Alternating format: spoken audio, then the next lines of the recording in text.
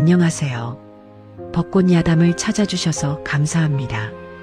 구독과 좋아요, 알림 설정은 영상 제작에 큰 힘이 됩니다. 조선 중기 몰락한 선비 이정원은 마지막 은자 한 양으로 병약한 소녀 다나를 샀다. 하지만 그녀는 세상 누구도 듣지 못하는 소리를 듣는 신비한 능력을 지니고 있었다.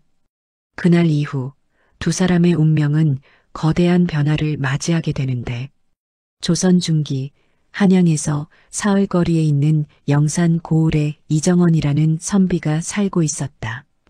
그는 한때 삼정승을 배출한 명문가의 후손이었으나 아버지가 영모 누명을 쓰고 옥사한 이후 가문이 완전히 몰락하여 이제는 초라한 움막에서 하루하루를 근심 속에 보내는 신세가 되었다. 조상 대대로 내려오던 넓은 전답과 기와집은 모두 몰수되었고 장롱 가득했던 비단옷들도 헐값에 팔려나갔다. 이제 그의 손에 남은 것이라곤 마지막 은자 한 양뿐이었다. 그의 겨울은 유난히 추웠다.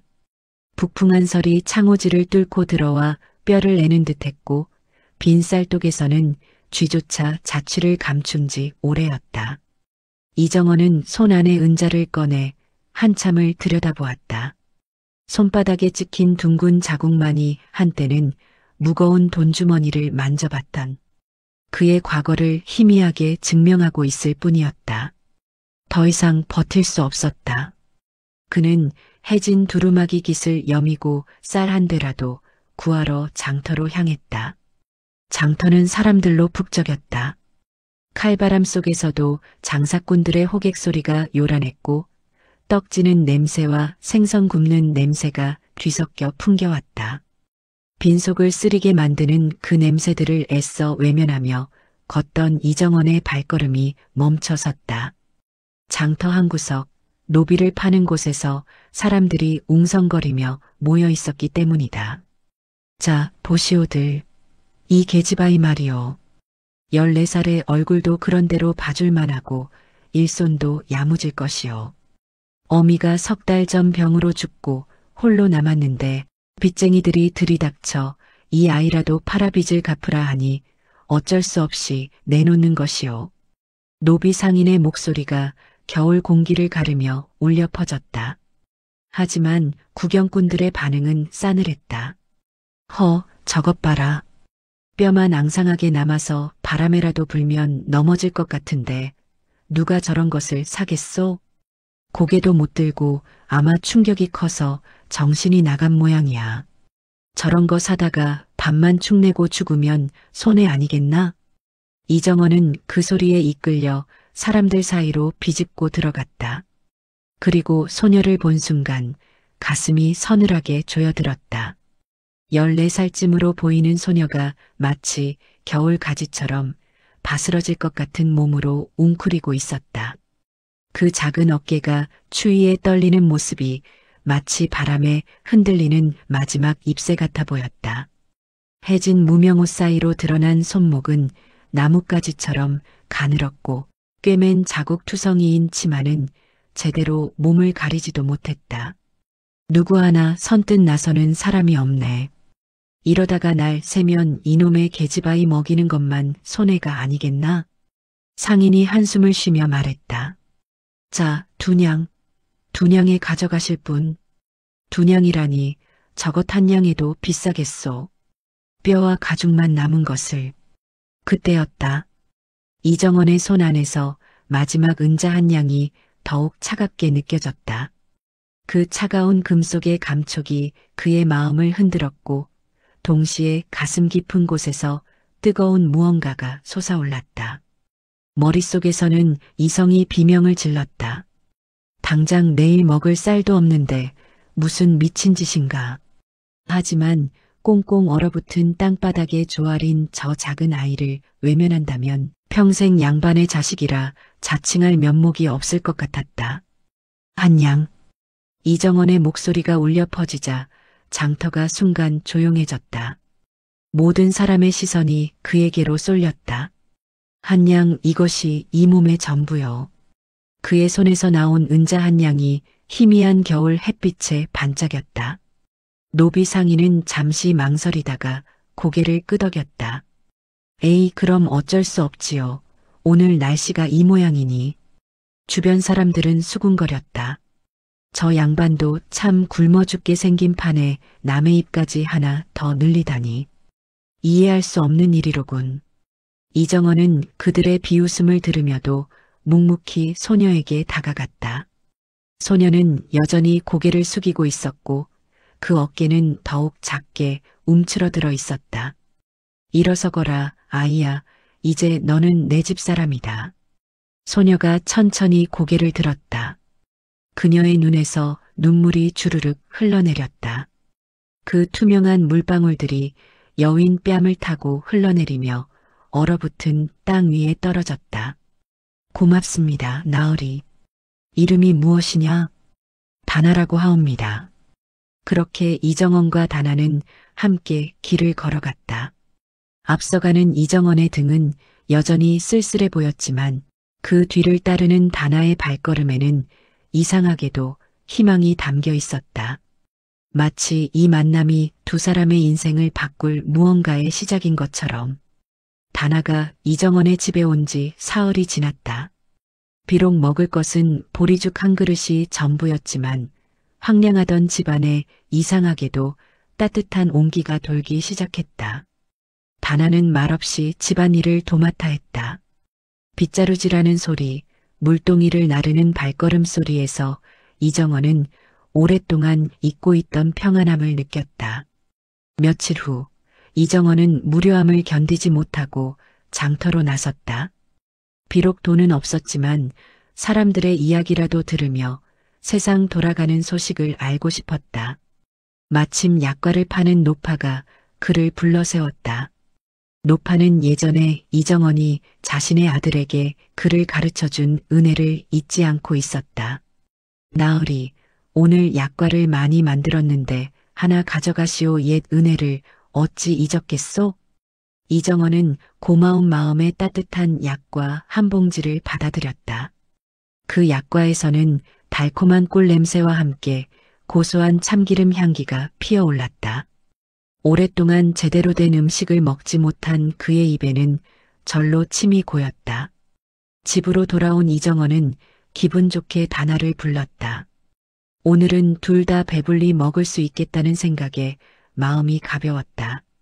다나야, 이리 와보거라. 오늘은 좋은 것이 생겼다. 나으리께서 무엇을 가져오셨나이까? 약과다 할머니가 주셨는데 참 맛있어 보이지 않느냐? 그런데 이상한 일이 벌어졌다. 다나는 그 약과를 보는 순간 얼굴이 하얗게 질려서는 뒤로 물러섰다. 마치 무언가 무서운 것을 본 듯한 표정이었다. 나으리, 그 약과는 드시지 마옵소서. 뭐라고? 왜 안 된다는 것이냐? 그 약과에서 이상한 소리가 납니다.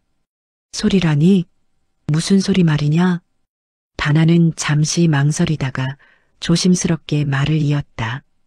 딱딱 부서지는 소리와 함께 썩은 기름이 끓는 소리가 납니다. 마치 상한 재료로 만든 것 같사옵니다. 이정원은 어이가 없었다. 소리로 음식의 상태를 안다니 그런 헛소리가 어디 있단 말인가. 배고픔에 못 이겨 그는 다나의 말을 무시하고 약과를 한 입 크게 베어 물었다. 달콤한 꿀맛이 입안에 퍼졌고 그는 만족스러운 표정을 지었다. 봐라, 얼마나 맛있는데 이걸 안 먹는단 말이냐? 그런데 약과를 삼키고 나서 얼마 지나지 않아 이정원의 얼굴이 일그러지기 시작했다. 처음에는 약간의 속쓰림 정도였지만 곧 날카로운 복통이 그의 배를 애는 듯 괴롭히기 시작했다. 으윽, 배가 아프다. 다나는 밤새 그의 곁을 지키며 미음을 끓여주고 찬물수건으로 이마를 식혀주었다. 그녀의 작은 손길이 이정원에게는 천사의 손길처럼 느껴졌다. 사흘 후 장터에는 소문이 돌기 시작했다. 약과를 파는 할머니가 비용을 아끼려고 상한 기름을 썼다는 것이었다. 약과를 먹은 사람들이 줄줄이 배탈을 일으켰고 할머니는 결국 장사를 그만둬야 했다. 이 소문을 들은 이정원은 등골이 서늘해졌다. 다나가 어떻게 그 약과의 이상을 미리 알았을까? 단순한 우연일까? 아니면 정말로 특별한 능력이 있는 것일까? 그날 밤 이정원은 다나를 조용히 불러앉혔다. 다나야, 내가 그 약과에서 이상한 소리가 난다고 했을 때 정말로 무언가 다른 소리를 들은 것이냐? 다나는 잠시 망설이다가 고개를 끄덕였다. 소녀는 어릴 때부터 다른 사람들이 듣지 못하는 소리를 들을 수 있었습니다. 음식이 상했을 때의 소리, 사람이 아플 때의 소리, 그런 것들을 들을 수 있사옵니다. 이정원의 눈이 번뜩였다. 이것은 보통의 능력이 아니었다. 혹시 이 아이가 자신의 운명을 바꿀 열쇠가 될 수도 있을까? 그런 능력이 정말 그런 능력이 있단 말이냐? 아무도 믿지 않았었습니다. 나으리께서도 이상하게 여기시겠지요. 아니다. 그것은 하늘이 내게 준 특별한 재주인 것 같구나. 그렇게 이정원은 다나의 비범한 능력을 알게 되었다. 하지만 그는 아직 몰랐다. 이 작은 발견이 머지않아 그들의 삶을 완전히 뒤바꿀 거대한 사건의 시작이라는 것을. 다나의 능력을 알게 된 후 이정원의 마음에는 희미한 희망이 싹트기 시작했다. 비록 당장 어떻게 활용할지는 모르겠지만 이 아이와 함께라면 무언가 새로운 길을 찾을 수 있을 것 같았다. 그는 작은 장사라도 시작해보기로 마음먹었다. 다나야, 나는 더 이상 이렇게만 살 수는 없다. 글이라도 써주고 편지라도 대필해주며 작은 돈이라도 벌어보려 한다. 그렇게 이정원은 장터 한 구석에 자리를 잡고 대필업을 시작했다.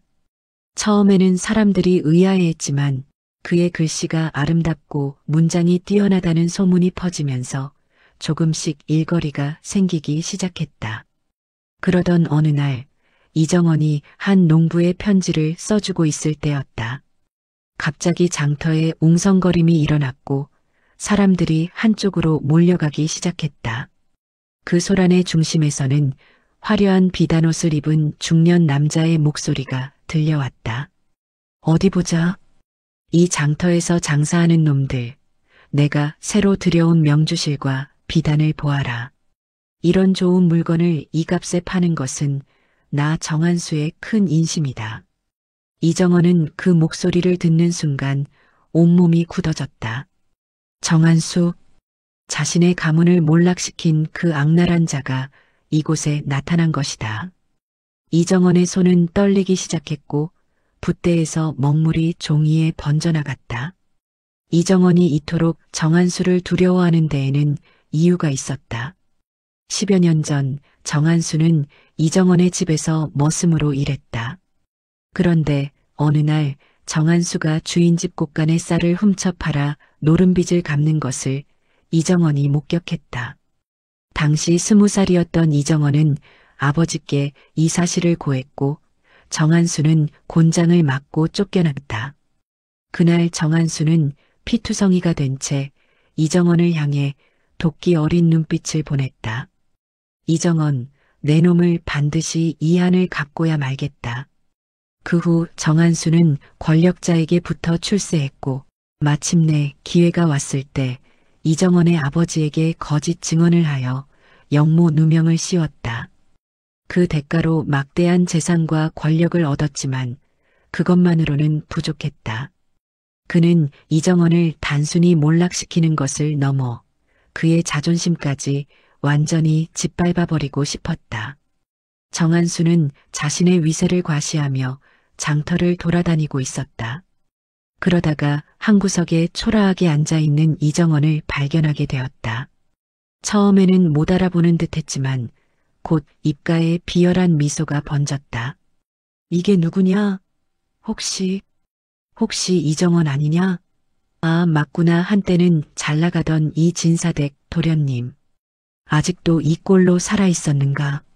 장터의 모든 시선이 그들에게 쏠렸다.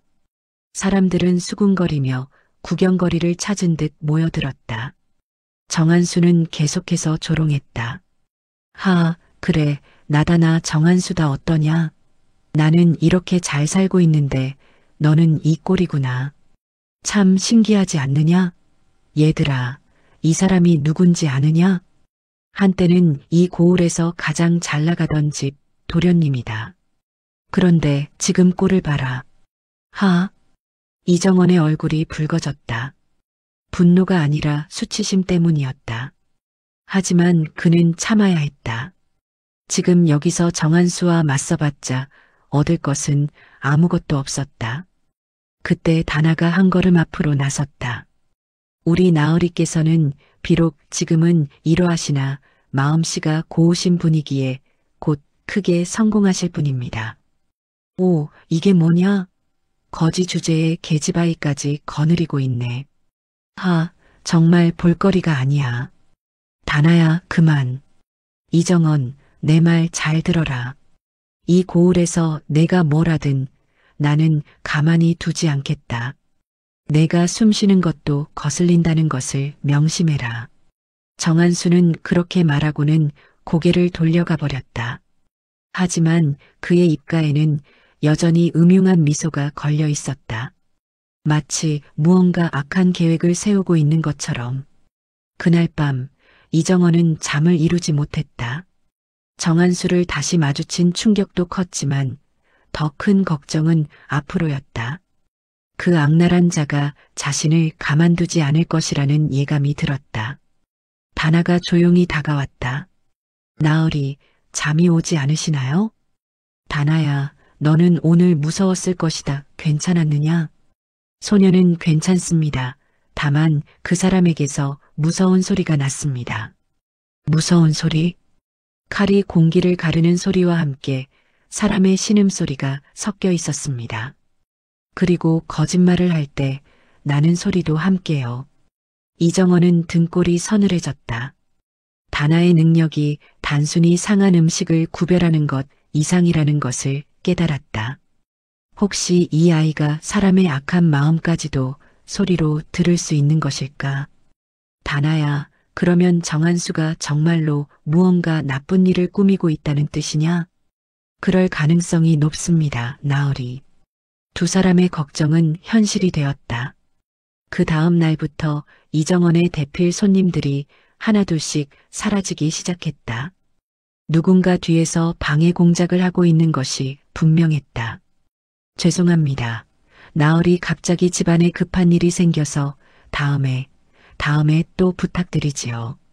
일주일도 되지 않아 이정원의 앞에는 아무도 오지 않게 되었다. 장터의 다른 상인들도 그를 멀리하기 시작했고 이정원은 다시 절망의 나락으로 떨어져 갔다. 정한수의 방해로 생계마저 막막해진 지 며칠이 지났을 무렵 고을에 기묘한 소문이 돌기 시작했다. 시장에서 쓰이는 은자 중에 가짜가 섞여 있다는 것이었다. 처음에는 몇 사람만 수군거리던 이야기가 점점 더 큰 혼란으로 번져나갔다.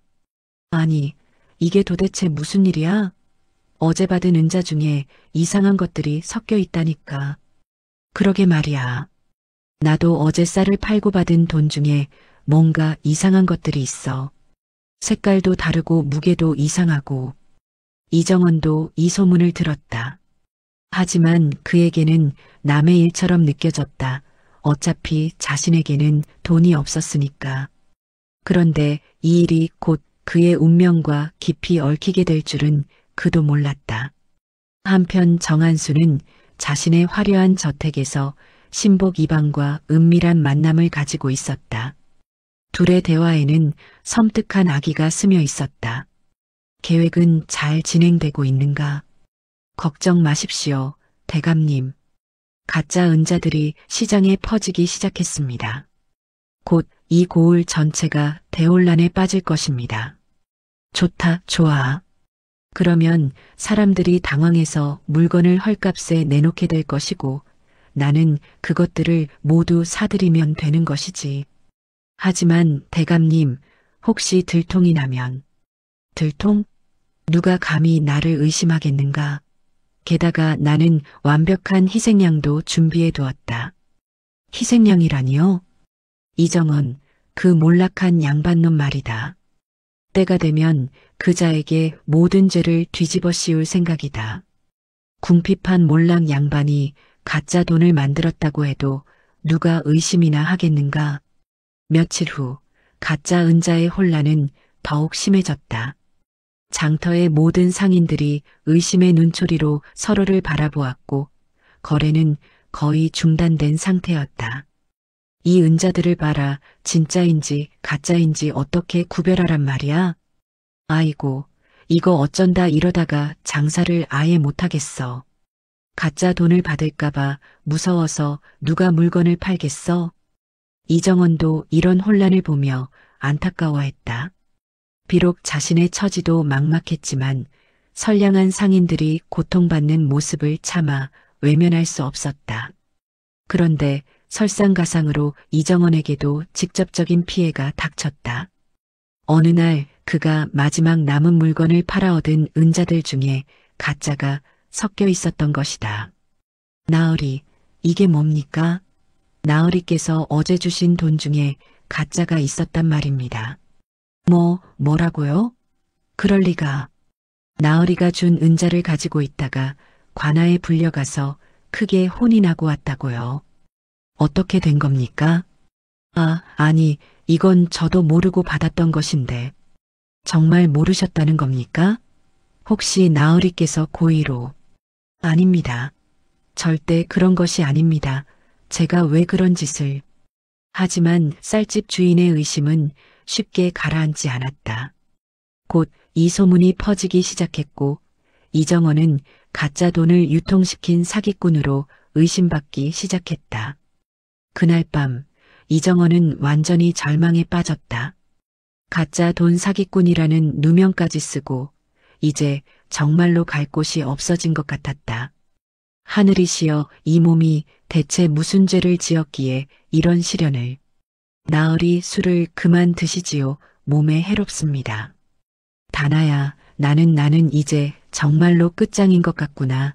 사기꾼 누명까지 써가지고. 나으리는 그런 분이 아니십니다. 세상 사람들이 모를 뿐입니다. 하지만 누가 믿어주겠느냐? 누가 이 몰락한 양반의 말을 믿어주겠어? 다나는 그런 이정원을 보며 가슴이 아팠다. 이 선량한 사람이 악한 자들의 계략에 의해 이렇게 고통받는 것을 견딜 수 없었다. 그때 그녀의 마음속에 어떤 결심이 서기 시작했다. 나으리, 소녀가 나으리를 도와드릴 방법을 찾아보겠습니다. 분명히 있을 것입니다. 한편 정한수는 자신의 계획이 순조롭게 진행되는 것을 보며 흡족해했다.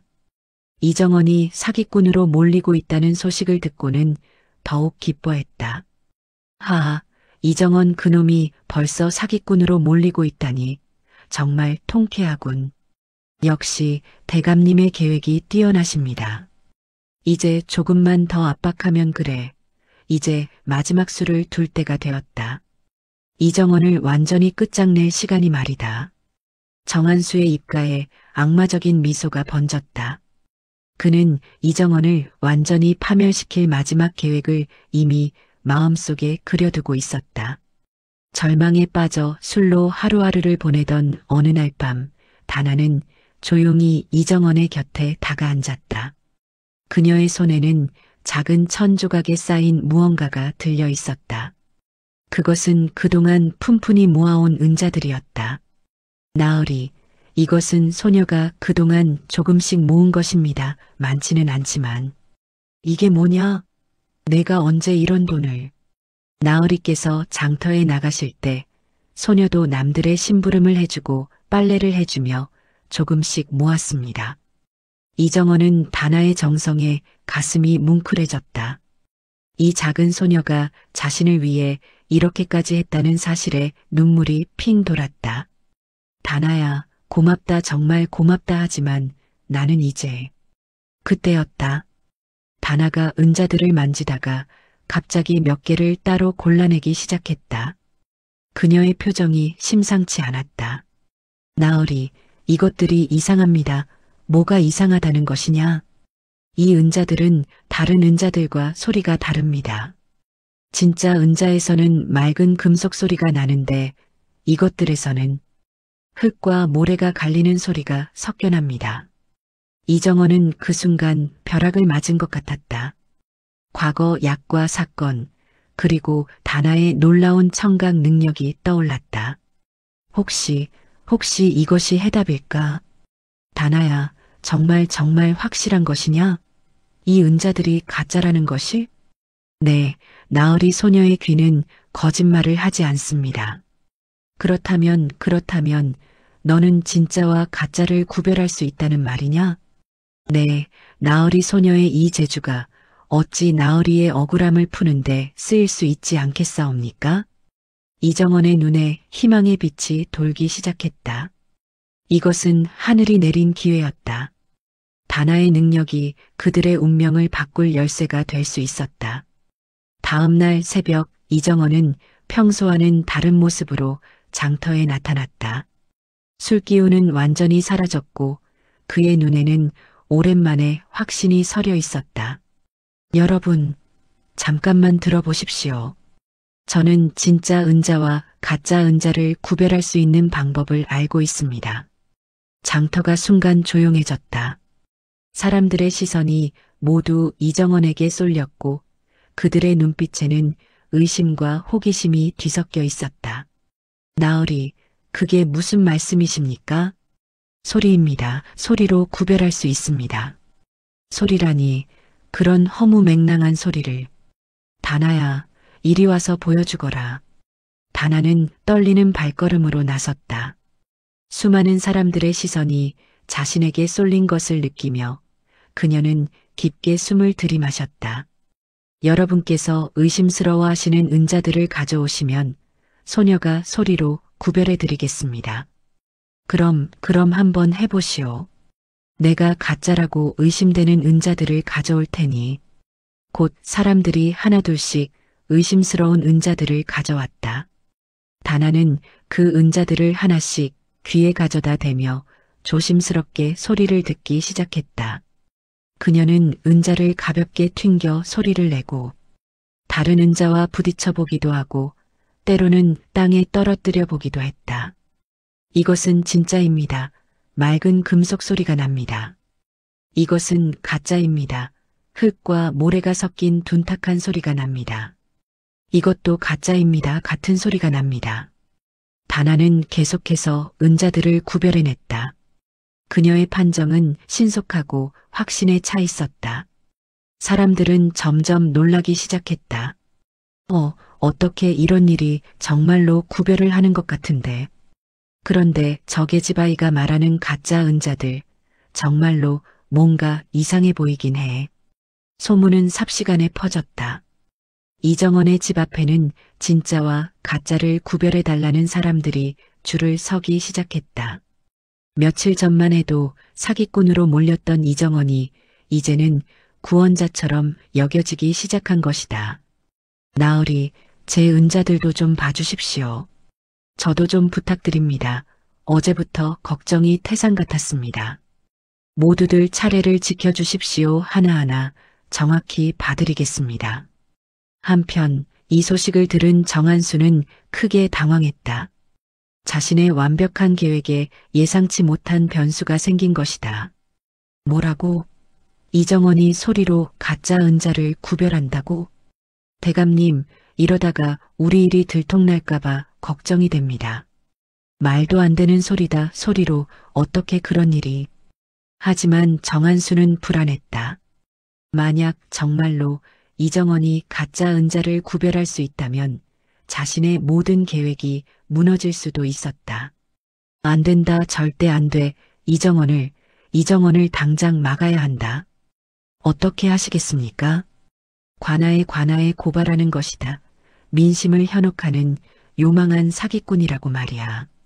그로부터 사흘 후 이정원의 명성은 이 고을을 넘어 다른 고을까지 퍼져나갔다. 사람들은 그를 신통한 선비라고 불렀고 다나를 천리한 소녀라고 불렀다. 사람들의 환호와 명성이 절정에 달했을 때였다. 바로 그날 저녁 광군들이 이정원의 집을 포위했다. 이정원, 민심을 현혹하는 사기꾼 이정원, 관하로 동행하라. 뭐라고요? 사기꾼이라니. 정한수 대감과 이방님의 고발이다. 어서 따라오너라. 다나는 그 순간 깨달았다. 정한수의 소리, 그 악한 소리가 이런 결과를 가져온 것을 하지만 이제는 정면 승부를 할 때였다. 나으리 걱정하지 마십시오. 진실은 반드시 밝혀질 것입니다. 이정원과 다나는 관하로 끌려갔다. 하지만 그들은 더 이상 두렵지 않았다. 진실이라는 가장 강력한 무기를 가지고 있었으니까. 관아의 대청에는 이미 많은 사람들이 모여 있었다. 사또 어른을 비롯하여 정한수와 이방 그리고 이 기묘한 재판을 지켜보기 위해 모인 고을의 유지들까지. 대청마루의 공기는 무겁게 가라앉아 있었다. 이정원, 앞으로 나와 꿇어앉아라. 이정원은 당당한 모습으로 앞으로 나섰다. 그의 뒤에는 다나가 조심스럽게 따라왔다. 정한수는 그 모습을 보며 음흉한 미소를 지었다.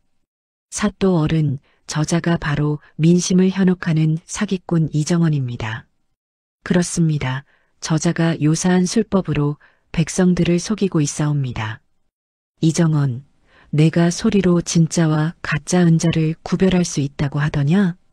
그렇다옵니다. 사또 어른. 그런 일이 어찌 가능하단 말이냐? 소리로 돈을 구별한다는 것이. 사또 어른, 이 아이에게는 남다른 재주가 있사옵니다. 직접 보시면 아실 것입니다. 사또 어른, 그런 허황된 말을 믿으시면 안 됩니다. 분명 무슨 속임수가. 사또는 잠시 생각하더니 직접 시험해 보기로 했다. 관리들에게 명령하여 진짜 은자와 가짜 은자를 섞어 가져오게 했다.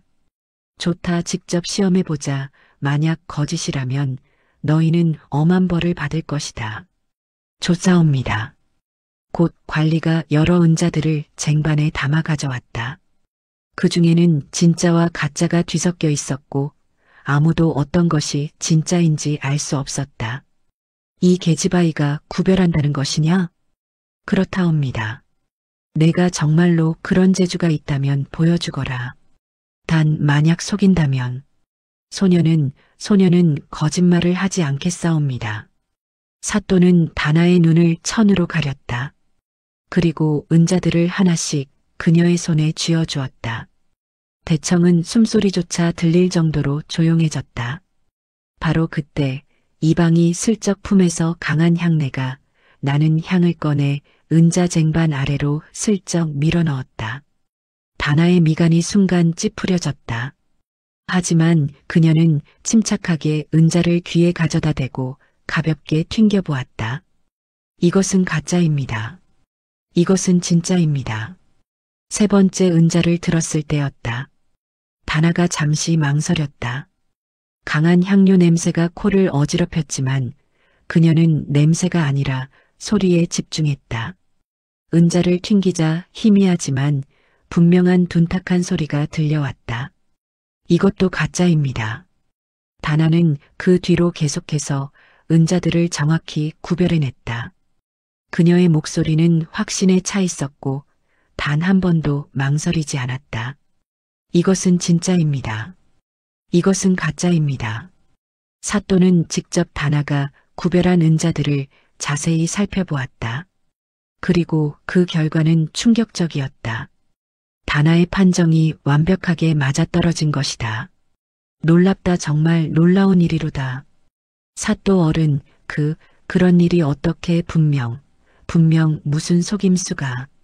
하지만 사또의 관심은 다른 곳으로 향했다. 다나가 가짜라고 판정한 은자들에서 이상한 점을 발견한 것이다. 구분이 가능하다면 가짜 은자에 어떤 공통점이 있다는 것인데 사또 어른, 혹시 이 가짜 은자들을 만든 자를 찾으실 수 있지 않을까요? 그렇다, 이것들을 만든 자의 흔적을 찾을 수 있을 것이다. 그 순간 정한수의 얼굴이 파랗게 질렸다.